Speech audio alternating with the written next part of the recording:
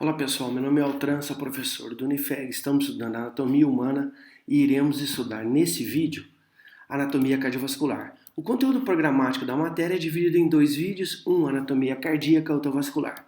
A localização do coração está localizado dentro da caixa torácica, a posterior ao osso externo. Do lado direito, o ponto superior está na terceira costela, inferior na sexta costela, e do lado esquerdo, o ponto superior está na segunda costela e inferior entre a quarta e quinta costelas. Assim, a figura mostra detalhadamente a localização e a orientação do coração. A figura direita mostra o coração, ele lembra muito um triângulo, no qual a base está virada para cima, onde nós vamos encontrar os vasos denominados da base e o ápice para baixo, apontando para a esquerda e obviamente, para baixo. O revestimento cardíaco, o coração é revestido por um tecido denominado de pericárdio, onde o folheto mais externo é chamado de fibroso e o folheto mais interno de seroso. Entretanto, o seroso é dividido em parietal e visceral ou epicárdio. Portanto, de fora para dentro nós temos o fibroso, o parietal e o visceral. Entretanto, o visceral ele está intimamente fixado ao músculo cardíaco. A figura aqui a gente pode ver melhor. Veja o folheto fibroso, seroso e o epicárdio aqui bem fixado ao músculo cardíaco ou o miocárdio. Atente-se para o fato de que a camada interna, a porção interna das câmaras também são revestidas por um outro revestimento denominado de endocárdio. Tecido muscular. O coração tem semelhanças muito grandes com o tecido muscular esquelético. Entretanto, apresenta três grandes diferenças. A primeira delas é possível ver aqui na figura, onde nós observamos que as fibras musculares esqueléticas estão dispostas em paralelo e as fibras cardíacas não. Essa distribuição é denominada de sincício, onde nós observamos nas fibras musculares cardíacas um desarranjo, uma desorganização. Outra diferença é a presença nas fibras musculares de discos denominados de intercalados e junções abertas. Tanto o sincício e o discos e as junções permitem que a propagação do potencial de ação para as fibras musculares seja mantida intensamente e fazendo com que o coração se contraia átrios e posteriormente os ventrículos. Outra diferença importante é a alta densidade da mitocôndria e também dos capilares. O coração é uma bomba que ejeta sangue para dentro de um circuito fechado. Sendo uma bomba, ele apresenta duas câmaras, as superiores e as inferiores. As superiores são denominadas de átrios e têm como características comuns serem câmaras de recepção. Por quê? Porque o sangue chega chega no coração por meio dos átrios, porque elas drenam o sangue das veias. Esse sangue vem em baixa pressão e velocidade. Esses átrios são separados dos ventrículos pelas válvulas atrioventriculares, separados entre si pelas artérias, ejetam sangue para os ventrículos e apresentam paredes finas, as paredes finas. O átrio direito, ele drena sangue venoso, rico em CO2. Esse sangue é drenado pela veia cava superior, que drena sangue da cabeça, pescoço, parte superior do tronco. E cava inferior, que drena sangue da parte médio-inferior do tronco e membros inferiores, separado por uma válvula atrioventricular que foi discutida, só que ela recebe o nome de tricúspide. O átrio esquerdo drena sangue arterial, diferente do venoso, drena sangue arterial.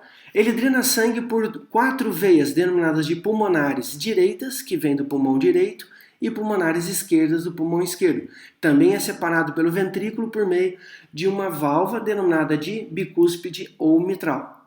As câmaras inferiores são denominadas de ventrículos. Suas características comuns são denominadas câmaras de ejeção, isto é, o sangue, quando chegar do átrio para o ventrículo, vai ser ejetado para fora do coração por meio para as artérias. Essa ejeção é pulsátil, em alta pressão e velocidade, sempre para cima, Os ventrículos são separados dos átrios, separado pelas artérias, pelas válvulas arteriais, separado entre si pelo septo, e a parede dos ventrículos é mais espessa que a parede dos átrios. Em compensação, a parede do ventrículo esquerdo é mais espessa que a parede do ventrículo direito. O ventrículo direito tem como característica, quando o átrio ejetar sangue por ventrículo e estiver em sístole atrial, a válvula tricúspide estará aberta. Nesse caso, o ventrículo direito se enche em diástole e inicia sua contração, que é a chamada sístole ventricular. Nesse caso, a parede ventricular contrai, fecha a válvula e esse sangue é ejetado para dentro da artéria pela abertura da válvula arterial. No caso do ventrículo esquerdo ocorre a mesma coisa, exceto que é sangue arterial e ele ejeta sangue para dentro da artéria aorta. Ambos os ventrículos enchem o sangue com um volume de sangue de aproximadamente 120 ml no final da diástole, denominado de volume diastólico final, e ao entrar em sístole, ejetam aproximadamente 70 ml, que é chamado de volume sistólico ou de ejeção, perfazendo então uma manutenção de um volume de aproximadamente 50 ml, denominado de volume sistólico final.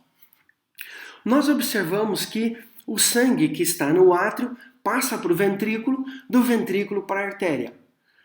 Porém, esse sangue, ao passar para um compartimento à frente, ele não pode retornar. Portanto, o sangue que está no ventrículo não pode retornar ao átrio. E não o faz devido às tais válvulas atrioventriculares. Elas são constituídas por cúspide, cordoalha tendíneas e músculo papilar. Elas estão em diástole, elas estão abertas, então quando o ventrículo está relaxado, elas abrem para que o sangue possa sair do átrio para o ventrículo, mas quando estiver em sístole, elas contraem. E contraem, fechando, os músculos papilares contraem, fechando a válvula. Assim, essa válvula impede que o sangue que está no ventrículo retorne ao átrio, o que pode ser evidenciado aqui. Aqui mostra uma válvula atrioventricular aberta, onde nós temos a cúspide, cordoalhas e músculos papilares frouxos. Assim, o sangue que está no átrio pode passar para o ventrículo.